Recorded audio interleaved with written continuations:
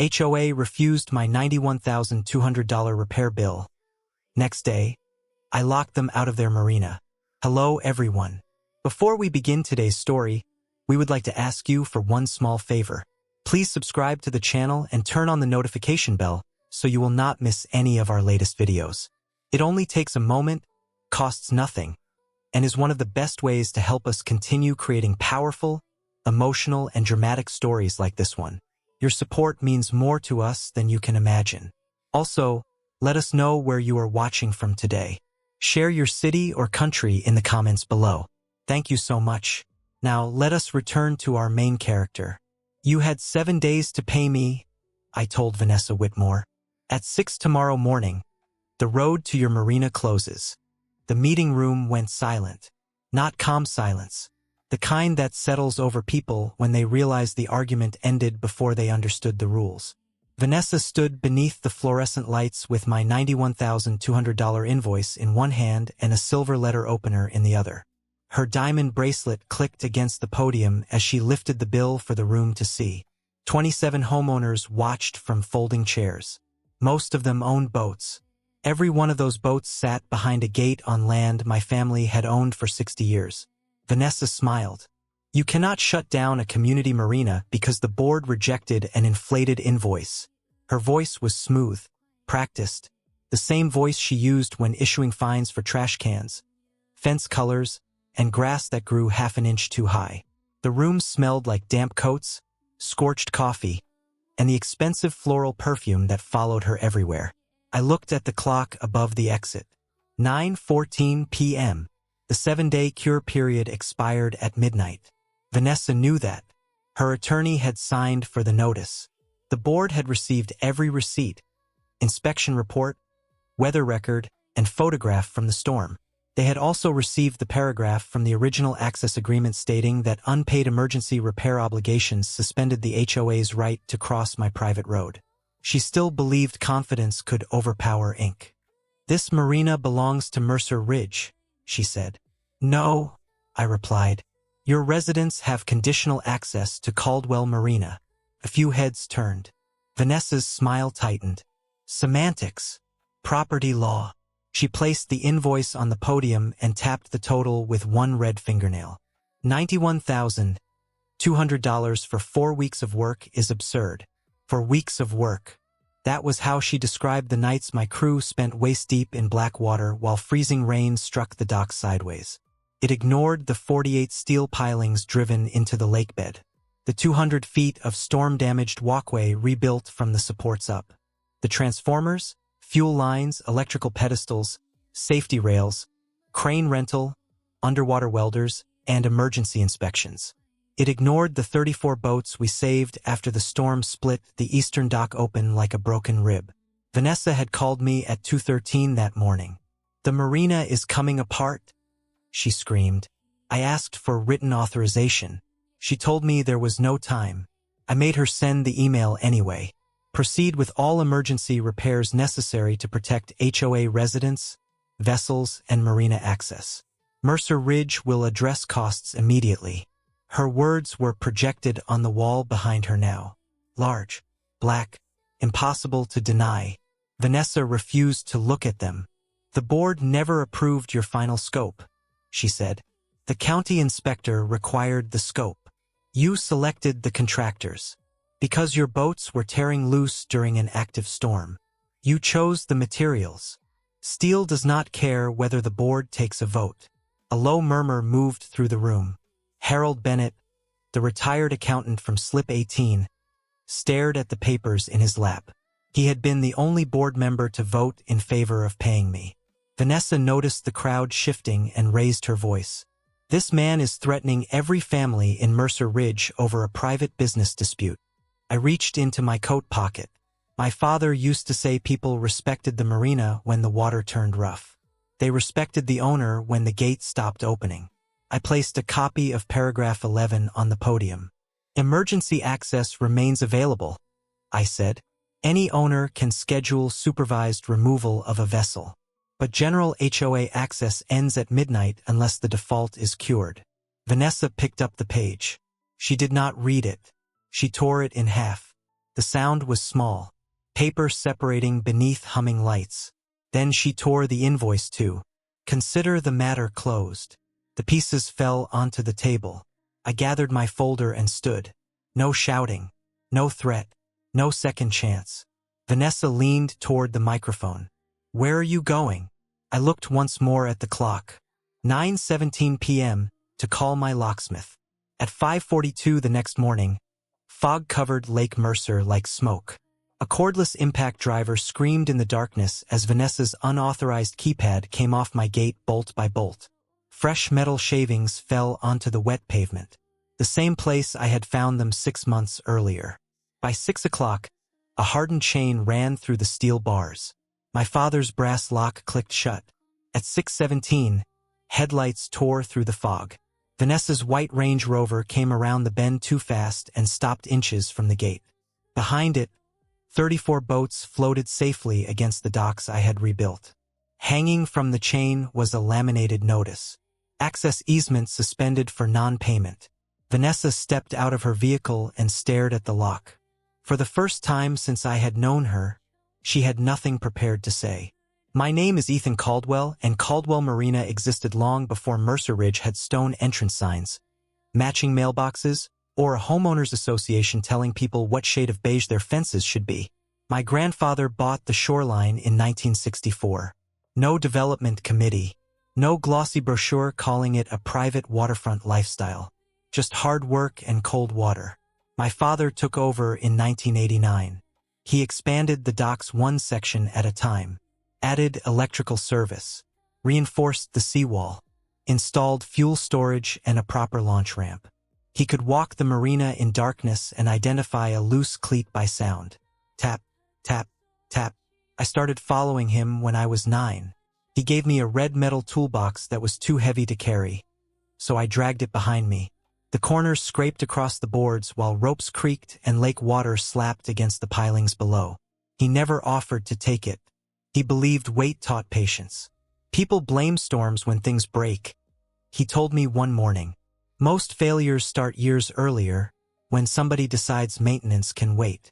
That sentence followed me into adulthood. I became a marine structural engineer and spent 23 years inspecting failed docks, cracked seawalls, damaged piers, and waterfront developments built by people who thought money could replace planning. Could not. Steel corroded, would split, concrete shifted, and every structure eventually revealed who had maintained it and who had only admired it. Mercer Ridge Estates appeared on the eastern hillside in 1998. The developer wanted lake access because houses with marina privileges sold faster. The problem was that he did not own a single foot of shoreline. My father did. The developer offered to buy Caldwell Marina twice. He would pull it open with both hands whenever a board member started using the phrase, community marina. Then he would tap the file with one grease-stained finger. Permission is not possession, Ethan. For years, nobody argued. Residents paid their share. We maintained the docks. Families launched fishing boats before sunrise and returned after dark with tired children wrapped in towels. I fixed loose cleats without charging anyone. Jump-started dead engines. Hauled a golden retriever out of the water one freezing November morning. The arrangement worked because people respected the boundary. Then Vanessa Whitmore moved into Mercer Ridge. She arrived 7 years ago in a white Range Rover with cream leather seats and a real estate license framed in gold behind her desk. She was 48, polished, recently divorced, and completely convinced that anything she managed eventually belonged to her. Within 6 months, she became HOA President.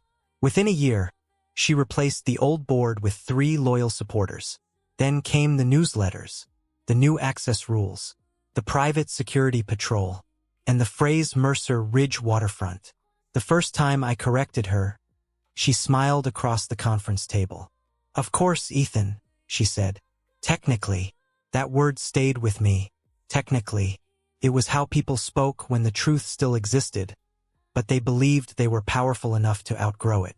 By the night Vanessa tore my invoice in half, she had spent years convincing the neighborhood the marina belonged to the HOA.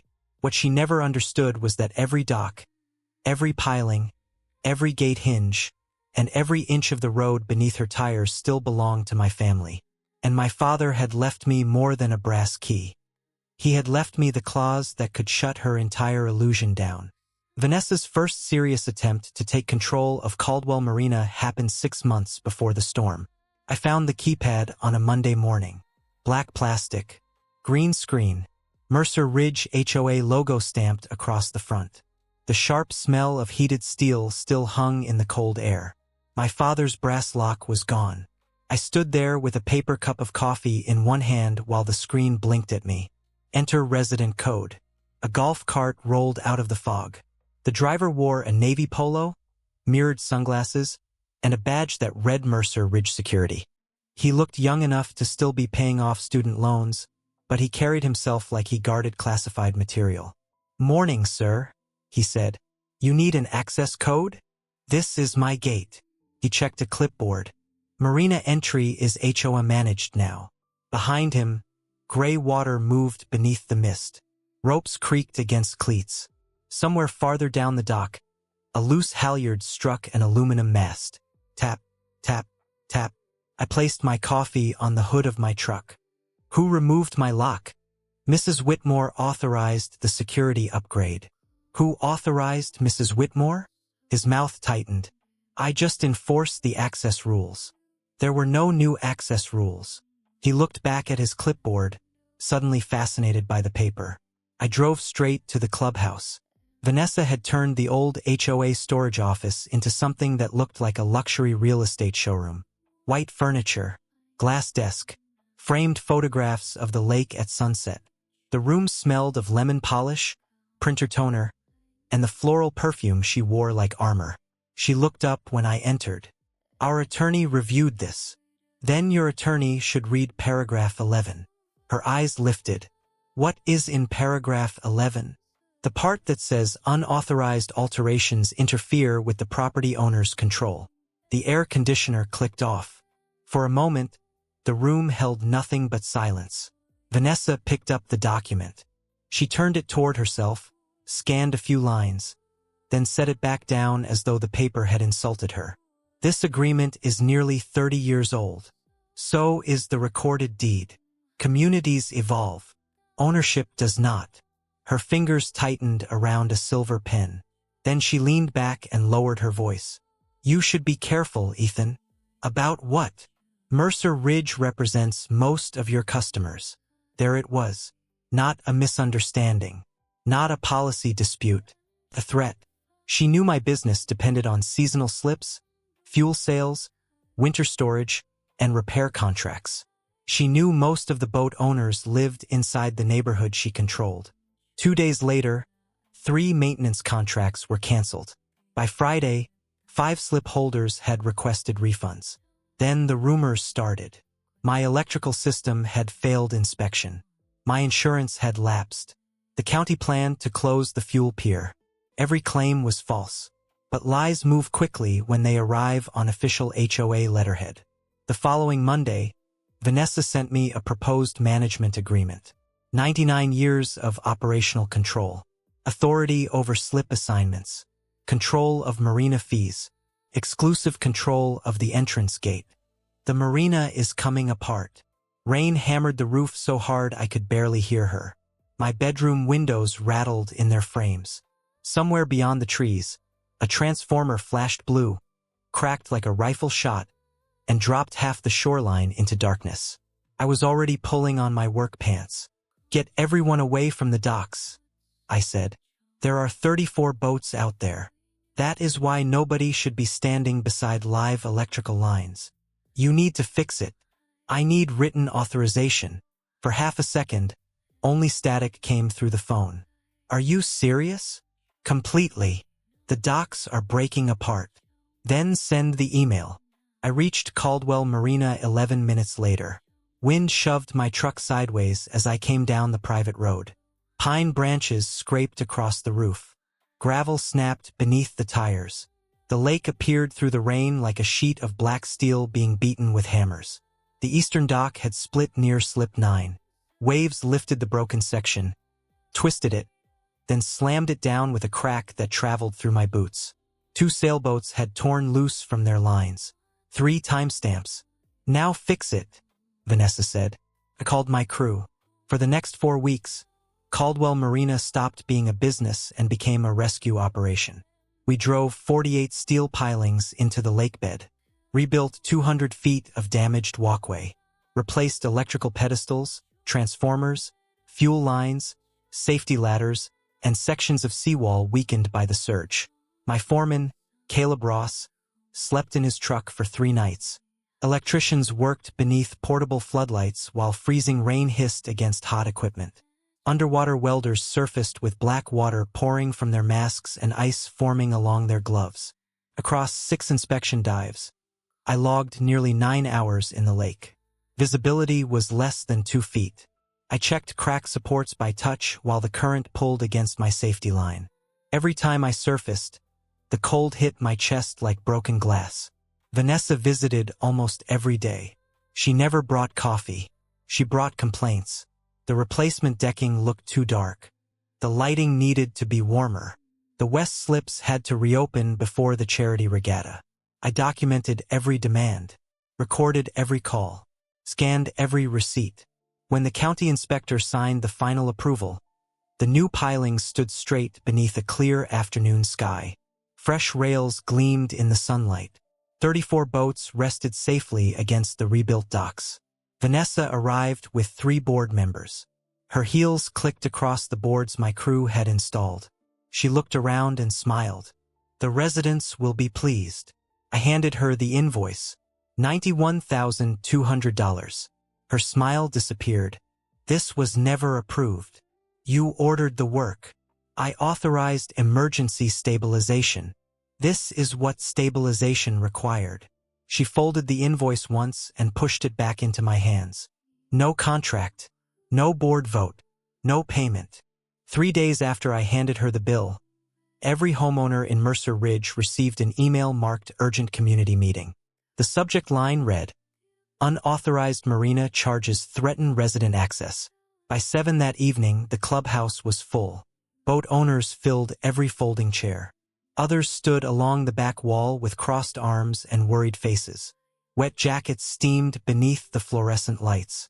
The room smelled of scorched coffee, damp carpet, and the floral perfume Vanessa wore whenever she wanted a meeting to feel like a courtroom.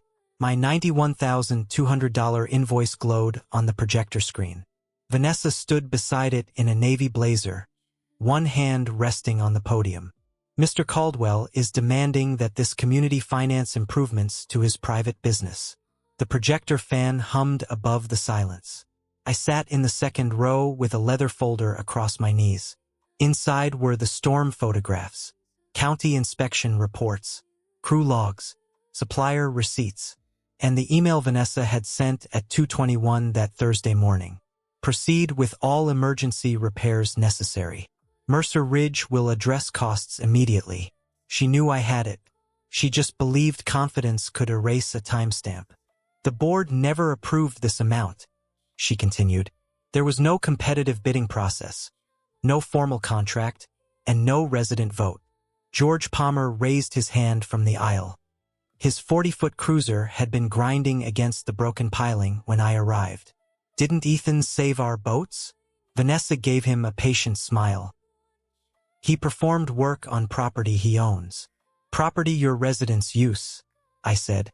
Her eyes shifted toward me. "You will have an opportunity to speak." "I already did the work." A murmur moved through the room. Vanessa clicked to the next slide. My labor rates appeared beside a red question mark. Then the crane rental. Then the steel. People leaned forward.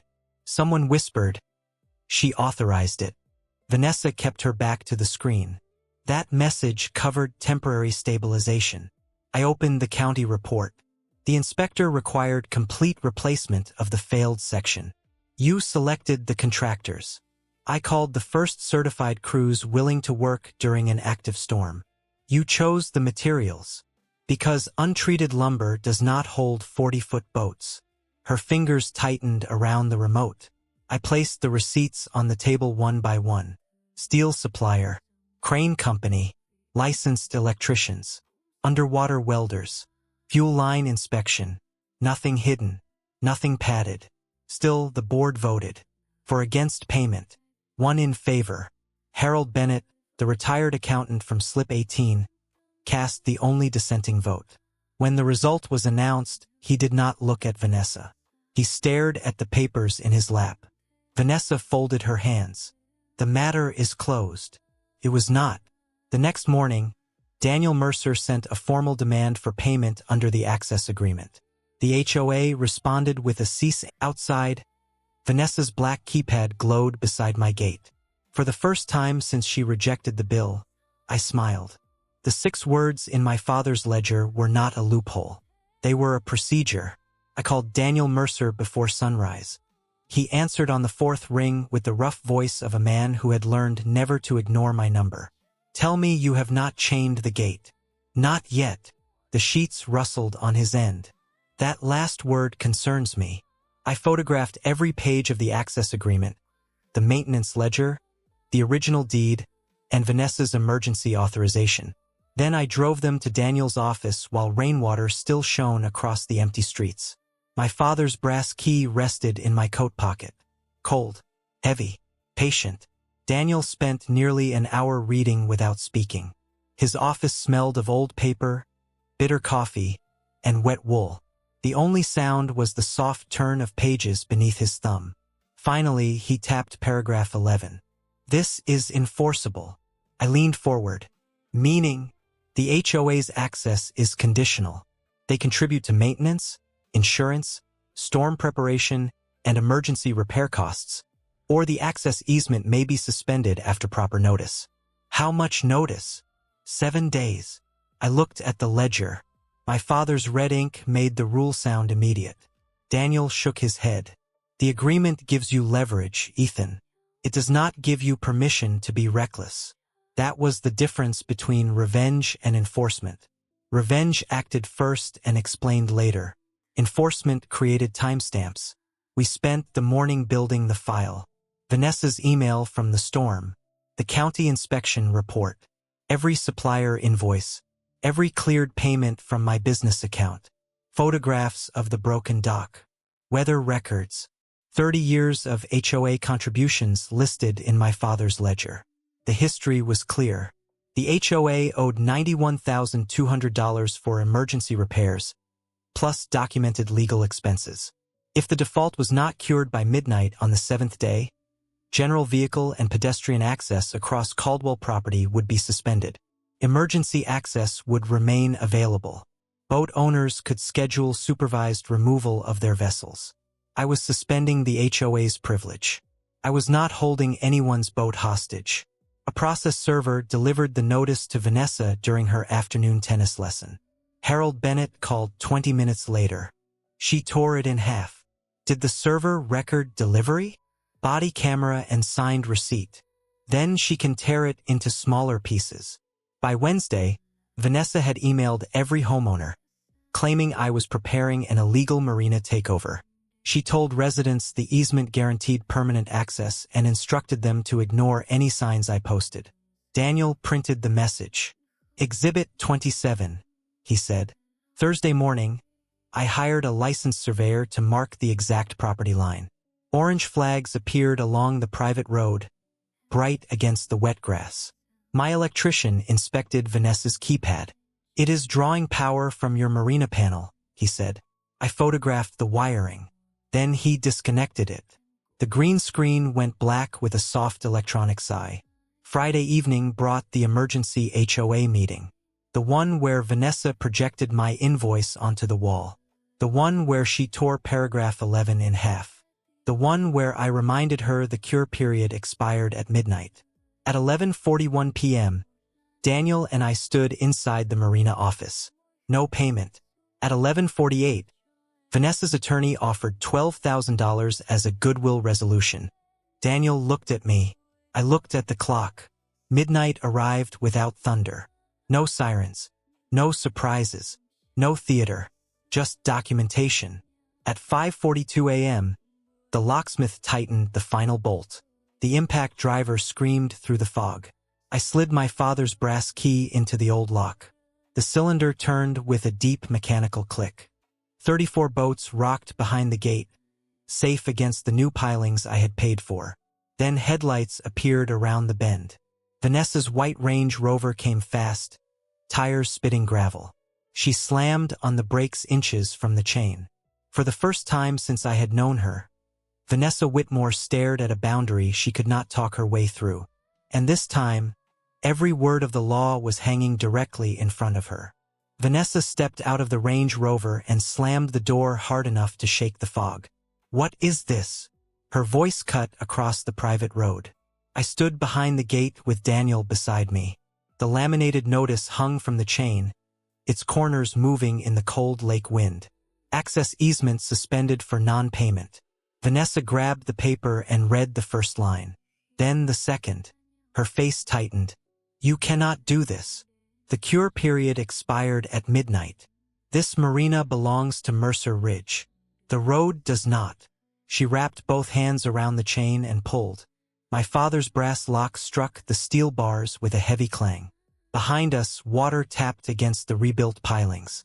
Tap, tap, tap. "You are holding private property hostage," she said. "No vessel has been seized. Emergency access remains open, and owners can schedule supervised removal. You locked the community out. Ethan is extorting the entire neighborhood." George read the notice over her shoulder.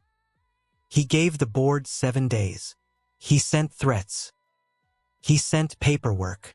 More vehicles began appearing through the fog. By 7, the private road was lined with trucks, SUVs, and boat trailers. Residents gathered beneath the pine trees, jackets pulled tight against the wind.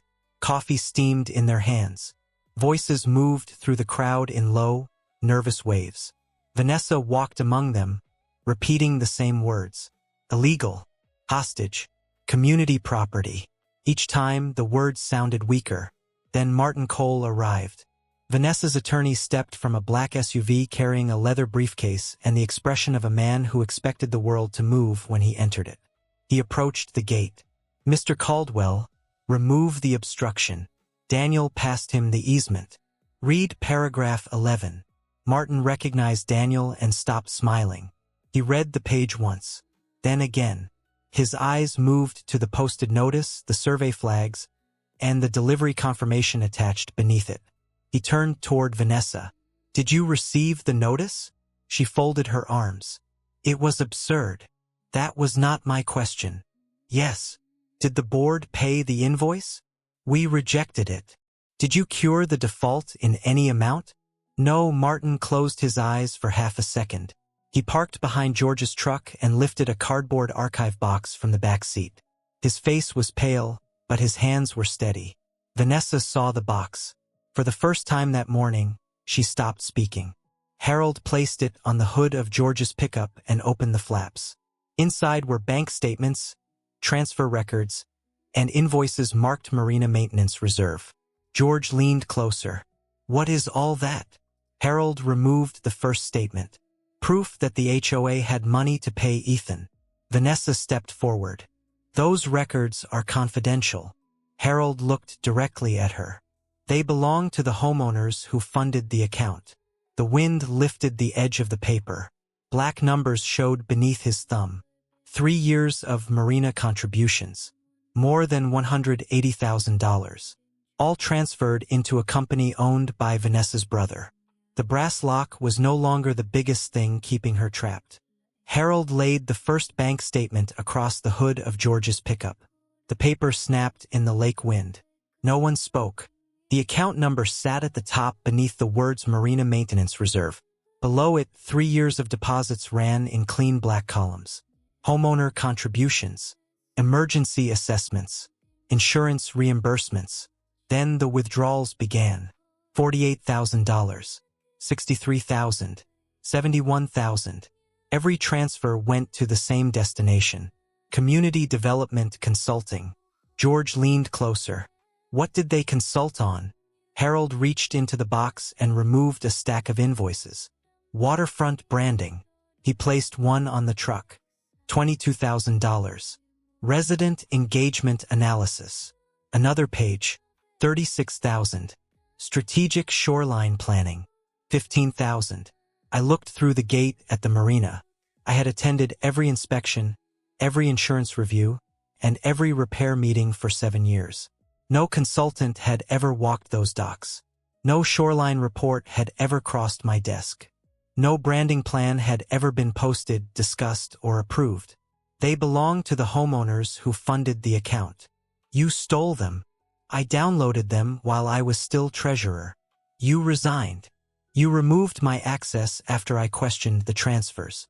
The crowd shifted closer. Phones appeared in raised hands. Vanessa saw them and changed her tone. The anger disappeared. In its place came the polished voice she used during elections. These payments covered legitimate administrative services. Harold removed a state business registration. The company is owned by your brother. Her face tightened. That does not make the work illegitimate. Then where is the work? She opened her mouth. Nothing came out. Martin Cole closed his briefcase. Vanessa, he said quietly, do not answer another question. She ignored him. First, she called the transfers temporary. Then reimbursements. Then consulting retainers. Each explanation contradicted the last. Every contradiction was recorded. Deputy Harris stepped between Vanessa and the crowd. This is no longer something we are resolving on the roadside. Harold nodded. I have already copied the County Financial Crimes Unit. Vanessa turned toward him. You will regret this. The words came out low, sharp, unmistakable. Harris looked at her. Ma'am, that sounded like a threat. For the first time, fear moved across her face. Not panic. Calculation. Her eyes searched the road, the gate, the crowd, and her attorney. There was nowhere left to redirect the blame. At 7:46, the HOA Vice President announced an emergency board session at the clubhouse. At 8:39, Harold's phone rang. He answered, listened, then placed the call on speaker. The Vice President's voice came through clearly.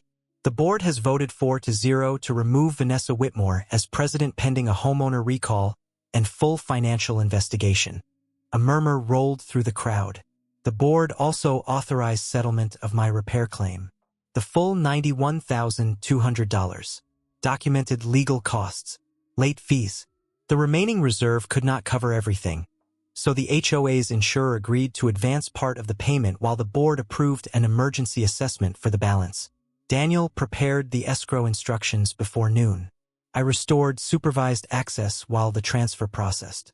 No celebration, no victory speech, just signatures, account numbers, and consequences. 3 business days later, Daniel called. The funds cleared. I stood at the gate with my father's brass key in my hand. The lock turned with a deep mechanical click. The chain fell away. Across the marina, engines started one by one. Vanessa was not arrested that morning. Financial crimes take more than anger and a cardboard box. Investigators spent 6 weeks tracing the transfers, reviewing invoices, and freezing the consulting account. Then, on a quiet Tuesday before sunrise, they arrested her at home. By then, the boats were moving again. The workers had been paid. And the gate she once controlled opened only under rules she could no longer rewrite. 6 weeks after Vanessa's arrest, Lake Mercer looked almost normal again. Morning fog still drifted between the docks. Aluminum masts knocked softly against their rigging. The new electrical pedestals gave off a steady hum while gulls circled above the fuel pier, screaming whenever someone opened a lunch bag. But the marina felt different. Lighter. The black HOA keypad was gone. My father's brass lock hung from the steel post again, polished smooth by 3 generations of hands. And every person who crossed that gate under investigators traced more than $200,000 from the marina reserve into community development consulting. The company registered to Vanessa's brother. There was no office, no staff, no shoreline plan, just a rented mailbox above a dry cleaner and a stack of invoices designed to sound important. Waterfront branding, resident engagement, strategic access development. Words polished smooth enough to hide theft. The money had paid for resort deposits, credit card balances, renovations to Vanessa's house, and part of the down payment on her white Range Rover.